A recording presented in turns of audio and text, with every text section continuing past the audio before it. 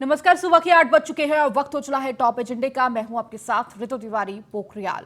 Bulletin की शुरुआत करेंगे इस वक्त की सबसे बड़ी खबर के साथ, जहां एसपी विधायक का अब्बास अंसारी गिरफ्तार हो गए हैं। ईडी ने लंबी पूछताछ के बाद गिरफ्तार किया।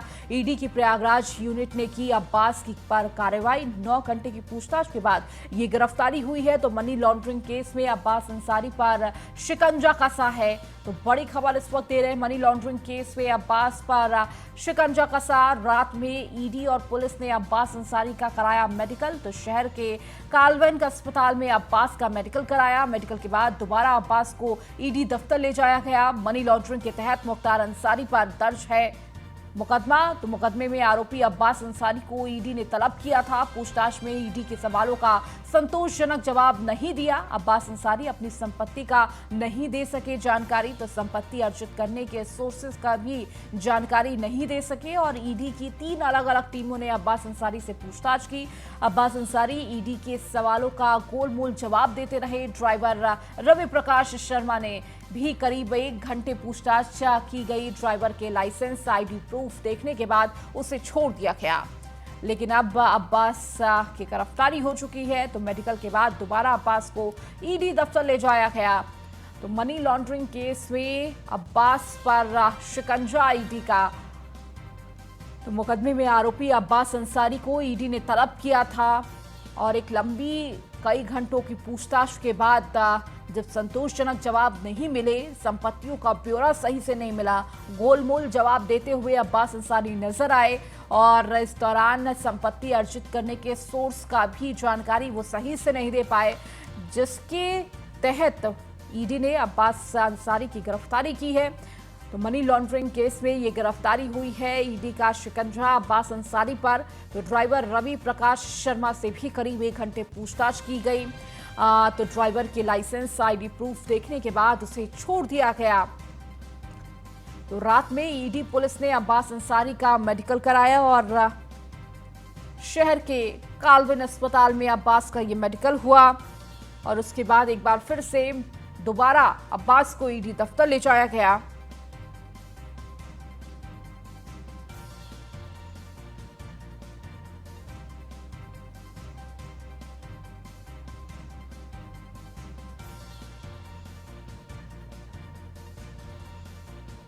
तो बड़ी खबर इस वक्त दे रहे हैं आपको,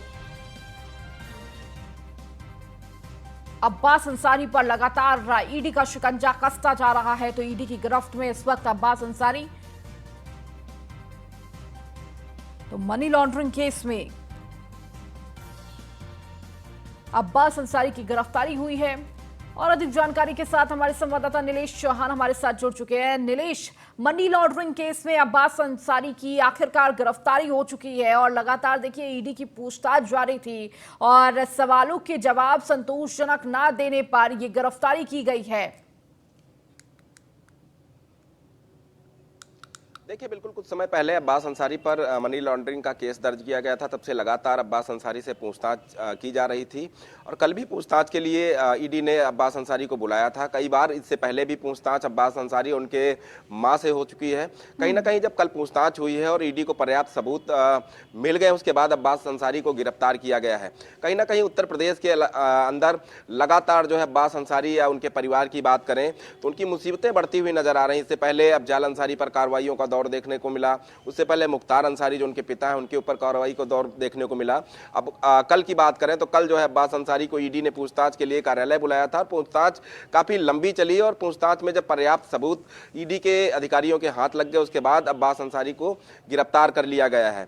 अब देखना होगा कि आने वाले दिनों में क्या कुछ पूछताछ इनकी मां से भी हो सकती है या फिर इनके परिवार से जुड़े हुए लोगों से ईडी पूछताछ कर सकती है, क्योंकि मनी लॉन्ड्रिंग का एक बड़ा मामला इनके ऊपर दर्ज किया गया था, जिसमें इनके परिवार के कई सदस्यों की पहले भी जो है ईडी दफ्तर में बुलाकर पूछताछ हो चुकी है और आने वाले समय में फिर पूछताछ हो सकती है। फिलहाल ये कहा जा सकता है कि अंसारी परिवार की लगातार उत्तर प्रदेश के अंदर मुसीबतें बढ़ती हुई नजर आ रही हैं। बिल्कुल नीलेश, जिस तरह से देर रात तक ये पूरी पूछताछ चली और कहीं ना कहीं जिस तरह से ईडी को सबूत मिले हैं और उसके बाद जब सवाल जवाब भी हुआ, उस सवालों के जवाब भी संतोषजनक नहीं मिले, जिसके बाद ये पूरी कार्रवाई की गई है। अब इसके साथ ही नीलेश, आगे की क्या कुछ कार्रवाई ईडी की तरफ से की जा सकती है अब्बास अंसारी और अंसारी परिवार को लेकर? देखिए, बिल्कुल इससे पहले जब ईडी ने पूछताछ के लिए अब्बास अंसारी को बनाया था, उस समय जब न्यूज़ वन इंडिया ने अब्बास अंसारी से सवाल पूछे थे कि ईडी से पूछताछ में क्या कुछ सवाल किए गए, क्या उन्होंने जवाब दिया, तो उन्होंने बहुत ही कॉन्फिडेंस के साथ कहा था कि ईडी लगातार उनसे पूछताछ कर रही है, पूछताछ करे, पूछताछ में उनको कुछ हाथ लगने वाला नहीं है। लेकिन कल जिस तरीके से अब्बास अंसारी को पूछताछ के लिए बुलाया गया और पूछताछ जब पूरी हुई उसके बाद अब्बास अंसारी को गिरफ्तार किया गया, उससे ये साफ जाहिर होता है कि आने वाले दिनों में अब्बास अंसारी या फिर उनके परिवार से जुड़े हुए और लोगों को ईडी पूछताछ के लिए बुला सकती है, क्योंकि मनी लॉन्ड्रिंग का एक बड़ा मामला दर्ज हुआ था, जिसके बाद इनके परिवार के कई सदस्य ईडी के रडार पर हैं और उसी के तहत जो है अब्बास अंसारी की गिरफ्तारी हुई और आने वाले दिनों में इनके परिवार से जुड़े हुए सदस्यों से पूछताछ हो सकती है, खासतौर पर इनकी मां से पूछताछ हो सकती है और मुख्तार अंसारी से पूछताछ हो सकती है। ठीक है नीलेश, आप लगातार जुड़े रहिए हमारे साथ, और भी खबरों पर आपसे अपडेट लेंगे। तो बड़ी खबर इस वक्त दे रहे थे कि जिस तरह देर रात ये पूरी पूछताछ हुई है, इस पूछताछ को लेकर गिरफ्तारी की गई, अब्बास अंसारी की गिरफ्तारी हुई है।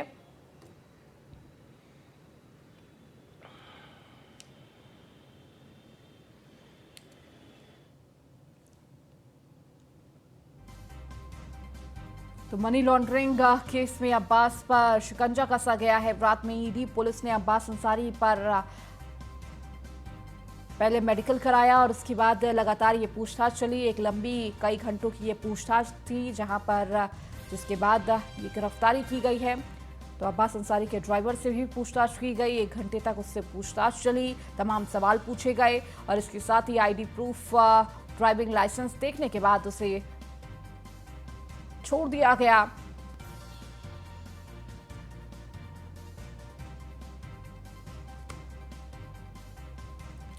सीएम योगी आदित्यनाथ का गोरखपुर दौरा आज है। सुबह 10 बजे गोरखपुर पहुंचेंगे CM Yogi Adityanath. BRT medical college के स्वर्ण जयंती में होंगे शामिल। डिप्टी सीएम ब्रजेश पाठक भी कार्यक्रम में होंगे शामिल। 3 बजे एनेक्सी भवन में उद्यमियों और व्यापारियों के साथ करेंगे बैठक। तो सीएम योगी आदित्यनाथ रात्रि विश्राम गोरखनाथ मंदिर में ही करेंगे।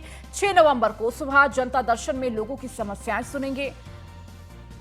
तो आज सीएम योगी आदित्यनाथ अपने गृह जनपद गोरखपुर पहुंचेंगे और इस दौरान गोरखपुर में कई महत्वपूर्ण कार्यक्रम में शामिल होंगे। आपको बता दें, बीआरटी मेडिकल कॉलेज का स्वर्ण जयंती समारोह है और इस मौके पर सीएम योगी आदित्यनाथ सम्मिलित होंगे और इसके साथ ही कई और अन्य बैठकें हैं जिसमें सम्मिलित होते हुए सीएम योगी आदित्यनाथ नजर आएंगे। तो वहीं 6 नवंबर को यानी कि कल सीएम योगी आदित्यनाथ जनता दरबार लगाते हुए जनता की समस्याओं को सुनते हुए भी दिखाई देंगे। तो अभी सुबह 10 बजे का वक्त है जब सीएम योगी आदित्यनाथ गोरखपुर के लिए रवाना हो जाएंगे। बीआरटी मेडिकल कॉलेज के स्वर्ण जयंती कार्यक्रम में शामिल होंगे और इसके साथ ही साथ डिप्टी सीएम ब्रजेश पाठक भी इस दौरान गोरखपुर में ही मौजूद होंगे और बीआरटी मेडिकल कॉलेज के स्वर्ण जयंती कार्यक्रम में डिप्टी सीएम ब्रजेश पाठक भी सम्मिलित होंगे। तो वही एनेक्सी भवन में उद्यमियों और व्यापारियों के साथ बेहद महत्वपूर्ण बैठक सीएम योगी आदित्यनाथ की रहने वाली है। 3 बजे के करीब ये बैठक होगी, जिसके बाद रात्रि विश्राम गोरखनाथ मंदिर में करेंगे और सुबह जो उनकी दिनचर्या रहती है, सुबह उठकर गायों को गुड़ खिलाना, उन्हें लाड करना, प्यार करना और गोरखनाथ मंदिर के परिसर में कहीं ना कहीं परिसर को देखते हुए, जांचते हुए और उसके बाद जनता दर्शन का कार्यक्रम जो बेहद महत्वपूर्ण ये कार्यक्रम और ये पूरी जो जनता दर्शन के दौरान जनता अपनी समस्याओं को लेकर पहुंचती है, बेहद महत्वपूर्ण ये कार्यक्रम माना जाता है।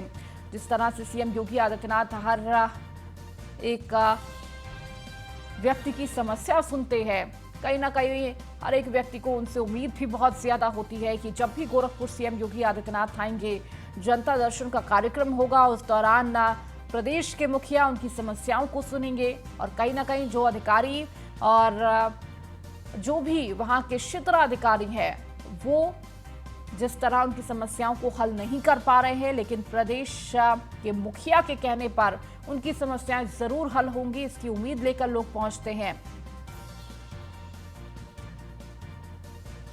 तो आज सुबह से ही सीएम योगी आदित्यनाथ करीब 10 बजे लखनऊ से रवाना हो जाएंगे और गोरखपुर पहुंचेंगे, जहां पर बीआरडी मेडिकल कॉलेज जिसकी स्वर्ण जयंती है, और इस अवसर पर सीएम योगी आदित्यनाथ इस कार्यक्रम में सम्मिलित होंगे और उनके साथ डिप्टी सीएम ब्रजेश पाठक भी मौजूद होंगे।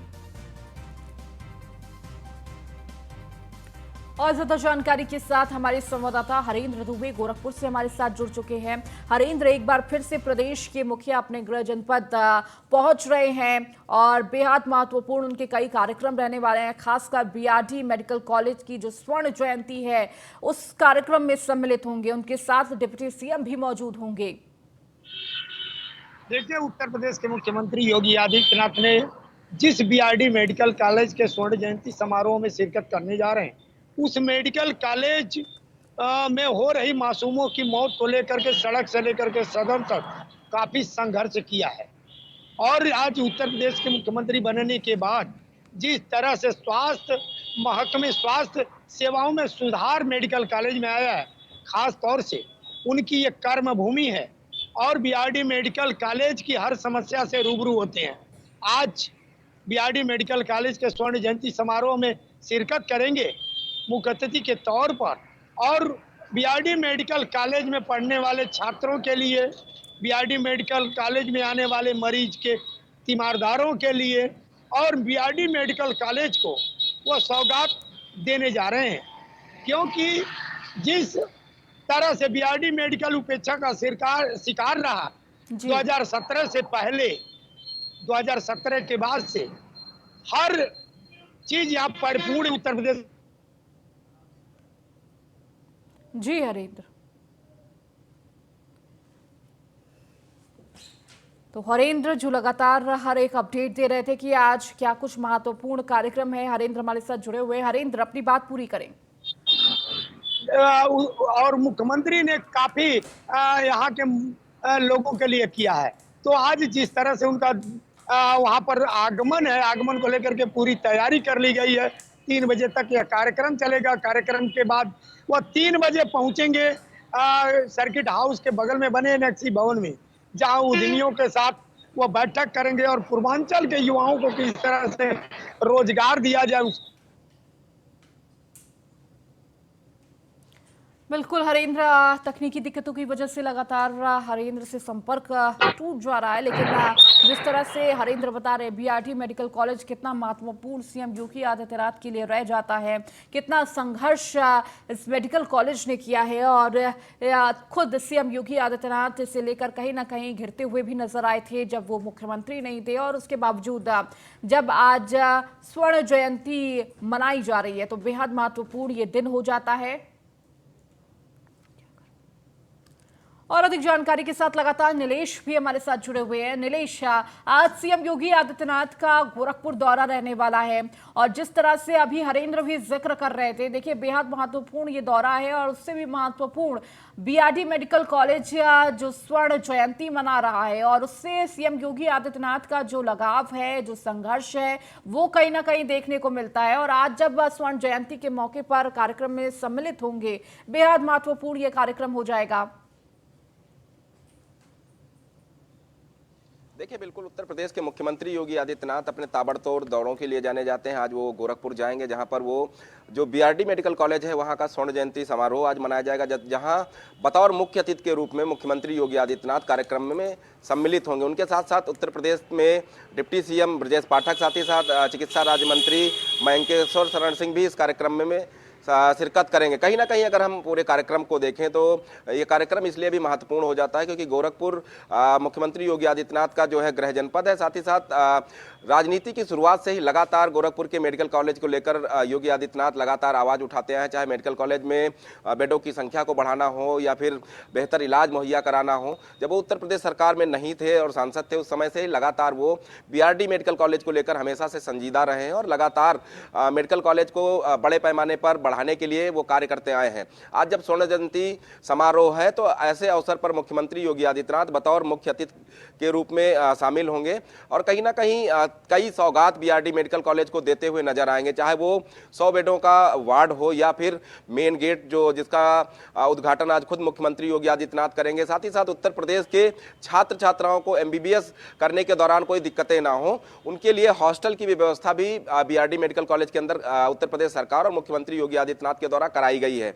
उसका भी लोकार्पण और शुभारंभ आज जो है मुख्यमंत्री योगी आदित्यनाथ की तरफ से किया जाएगा। तो काफी महत्वपूर्ण दौरा इसलिए भी हो जाता है क्योंकि योगी आदित्यनाथ जब गोरखपुर में रहते हैं तो कई परियोजनाओं का शिलान्यास उनके द्वारा किया जाता है। 3 बजे की अगर हम बात करें तो 3 बजे उत्तर प्रदेश के जो उद्यमी हैं, व्यापारी हैं, उनके साथ साथ जो प्रदेश के बाहर के उद्यमी और व्यापारी हैं उनके साथ एक महत्वपूर्ण बैठक करेंगे। उस बैठक का मेन मोटिव यही रहेगा कि उत्तर प्रदेश के अंदर कैसे उद्यम को बढ़ाया जाए, व्यापारियों की संख्या को बढ़ाया जाए ताकि उत्तर प्रदेश के जो युवा हैं उनको उत्तर प्रदेश के अंदर ही रोजगार दिया जाए ताकि उत्तर प्रदेश के विकास में उत्तर प्रदेश के युवा और उद्यमी अपना जो है योगदान दे सके। तो काफी महत्वपूर्ण बैठक ये भी 3 बजे जो एनेक्सी भवन में गोरखपुर में होने वाली है ये भी काफी महत्वपूर्ण हो जाए। तो उसके अलावा रात्रि विश्राम का जो कार्यक्रम है वो गोरखपुर के गोरखनाथ मंदिर में मुख्यमंत्री योगी आदित्यनाथ का रहेगा और सुबह 6 बजे जो उनका कार्यक्रम है वो गायों की पहले पूजा करेंगे, उनको गुड़ खिलाएंगे। उसके बाद जो जन समस्याएं लेकर प्रदेश भर से लोग गोरखपुर पहुंचते हैं उनकी समस्याओं को सुनेंगे और उसका निस्तारण करते हुए नजर आएंगे। तो काफी महत्वपूर्ण 1 दिवसीय दौरा मुख्यमंत्री योगी आदित्यनाथ का गोरखपुर का रहने वाला है। ठीक है नीलेश, आप लगातार जुड़े रहिए और भी खबरों पर आपसे अपडेट लेंगे। हरेंद्र, आपका बहुत बहुत शुक्रिया इन तमाम जानकारियों को देने के लिए। चलिए बढ़ेंगे आगे। धोखाधड़ी के मामले में सपना चौधरी पर आरोप तय हो गए हैं। जुनैद, इबाद अली और अमित रत्नाकर पांडे पर भी आरोप तय हुआ है। एसीजेएम कोर्ट में सपना चौधरी समेत 5 आरोपी पेश हुए। कोर्ट ने अभियोजन को गवाही शुरू कराने का आदेश दिया। गवाही के लिए गवाहों को 12 दिसंबर को तलब किया। 13 अक्टूबर 2018 को सपना चौधरी पर दर्ज हुई थी एफआईआर। आशियाना थाने में यह एफआईआर दर्ज हुई थी। धोखाधड़ी की एफआईआर पैसा लेने के बावजूद कार्यक्रम में नहीं आई थी सपना चौधरी। तो सपना चौधरी के ना आने पर दर्शकों ने हंगामा किया था। तो सपना चौधरी की मुश्किलें अब बढ़ती जा रही हैं क्योंकि अब धोखाधड़ी का जो आरोप लगा था वो आरोप तय हो चुके हैं। कोर्ट की तरफ से ये आरोप जो लगाए गए थे वो साबित किए जा चुके हैं और पैसे लेने के बावजूद कार्यक्रम में नहीं पहुंची थी सपना चौधरी और इसी को लेकर ये पूरा मामला था जहां दर्शकों ने हंगामा भी किया था इस दौरान। तो धोखाधड़ी के मामले में सपना चौधरी का आरोप तय हो चुका है और अधिक जानकारी के साथ नीलेश लगातार जुड़े हुए हैं। नीलेश, डांसर सपना चौधरी की अब मुश्किलें लगातार और बढ़ती जा रही हैं, अब आरोप भी तय हो चुके हैं। देखिए रितु, आज भी मुझे याद है कि अक्टूबर 13, 2018 में एक कार्यक्रम का आयोजन जो है आशियाना थाना क्षेत्र में किया गया था जहां पर शाम का समय था, करीब 9 बज रहा था और सपना चौधरी को 9 बजे इस कार्यक्रम में शिरकत करनी थी जिसको लेकर बड़े पैमाने पर टिकटों की बिक्री की गई थी। लाखों रुपए के टिकट बेचे गए थे, लेकिन सपना चौधरी लखनऊ के चौधरी चरण सिंह एयरपोर्ट तक तो पहुंचती है लेकिन वहीं से ही वो वापस चली जाती हैं। जिसके बाद जो वहाँ पर हजारों की तादाद में जो दर्शक पहुंचे थे जिन्होंने बड़े बड़े पैसे खर्चा करके टिकट खरीदे थे, उसके बाद उनका हंगामा शुरू होता है। हंगामा इतना बढ़ता है कि वहां पर जो टेंट था उसको तोड़ दिया जाता है, कुर्सियां तोड़ दी जाती हैं, बड़े पैमाने पर नुकसान किया जाता है। जिसके बाद आशियाना थाना क्षेत्र में सपना चौधरी जो लखनऊ के आयोजक थे, चाहे वो इबाद अली हो या फिर पांडे हो, उनके ऊपर भी धोखाधड़ी का मुकदमा दर्ज कराया गया था। 2018 से अभी 22 चल रहा है, करीब 4 सालों का समय गुजर गया और लगातार इस पूरे प्रकरण की सुनवाई एसीजेएम कोर्ट में चल रही थी। कोर्ट में लगातार दोनों पक्षों से दलीलें दी गई थी। एक वो पक्ष था जिसने तोड़फोड़ मचाई थी, जिसने टिकट के पैसे दोबारा वापस करने की मांग की थी। एक वो पक्ष था जिसने पैसा लेने के बाद जिसको वो कार्यक्रम में शिरकत करने नहीं पहुंची थी। कहीं ना कहीं अब सपना चौधरी की मुश्किलें बढ़ती हुई नजर आ रही हैं क्योंकि एसीजेएम कोर्ट ने सपना चौधरी समेत 4 लोगों पर आरोप तय किए हैं और अब अभियोजन पक्ष को समय दिया है कि 12 दिसंबर को जो है अपने गवाहों को कोर्ट में पेश करें और उनकी गवाही होगी। गवाही के आधार पर सपना चौधरी और अन्य जो 4 आयोजक थे उनके ऊपर जो है सजा सुनाई जाएगी। जुर्माना भी लगाया जा सकता है क्योंकि ये बड़ा आयोजन था, 10 लाख रुपए के टिकट टिकट बेचे गए थे, लेकिन टिकट बिके सपना चौधरी कार्यक्रम में नहीं पहुंची थी, जिसके बाद जमकर हंगामा आसियाना थाना क्षेत्र में होता। पुलिस ने इस पूरे मामले को गंभीरता से लिया था। कई ट्रक पीएससी बुलाई गई थी, जिसके बाद जो है पूरे माहौल को शांत किया गया था। अब एक बार फिर से जो है ये पूरा मामला सुर्खियों में है, क्योंकि एसीएम कोर्ट ने जो आरोप हैं वो तय कर दिए हैं। 12 दिसंबर को जब अभियोजन पक्ष अपने गवाह पेश करेगा, उसके बाद इन लोगों के ऊपर क्या दंडात्मक कार्रवाई की जाती है, कितना जुर्माना लगाया जाता है, ये कोर्ट डिसाइड करेगा। ठीक है नीलेश, बहुत बहुत शुक्रिया इन तमाम जानकारियों को देने के लिए।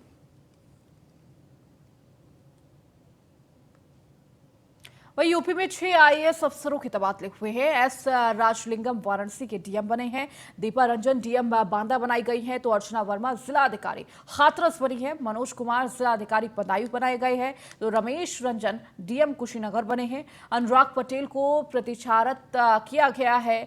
तो ये बड़ी जानकारी मिल रही है, जहां 6 आईएएस अफसरों के तबादले हुए हैं, यानी कि उनके जो तबादले किए गए हैं, फेरबदल किए गए हैं। बेहद महत्वपूर्ण ये फेरबदल माना जा रहा है। यूपी में 6 आईएएस अफसरों के तबादले।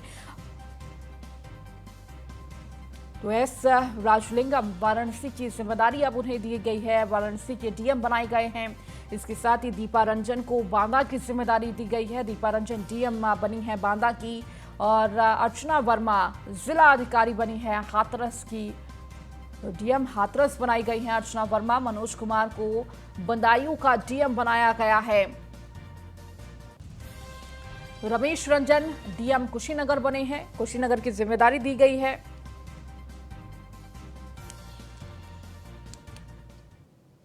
आपका खबर ग्रेटर नोएडा से है, जहां बीच सड़क पर स्टंटबाजी करते दिखे युवक का। जेवर पर 2 गाड़ियों में युवक कर रहे स्टंटबाजी। नशे में धुत युवकों का स्टंटबाजी करते हुए वीडियो सामने आया। एक गाड़ी से दूसरी गाड़ी पर उड़ाई जा रही है बियर, तो बियर के केन लेकर हवा में उड़ाई जा रही है। स्टंटबाज युवक की गाड़ी नंबर यूपी 13 BM 8413 है। तो लगातार ये वीडियो भी वायरल हो रहा है, किस तरह से ये स्टंटबाजी की जा रही है। ग्रेटर नोएडा की ये तस्वीर है, जहां स्टंटबाज से युवका की तरफ से 2 गाड़ियों के बीच ये स्टंटबाजी देखने को मिली है। तो बीच सड़क पर ये स्टंटबाजी करते हुए युवक, तो नशे में धुत युवकों का स्टंटबाजी करते हुए वीडियो वायरल हुआ है।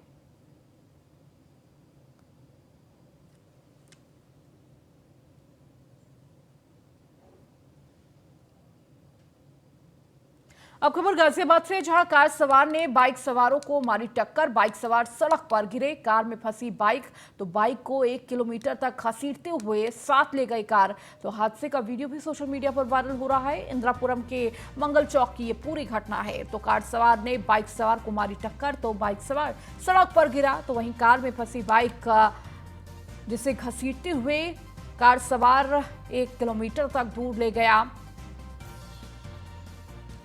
तो हादसे का वीडियो भी अब सोशल मीडिया पर वायरल हो रहा है।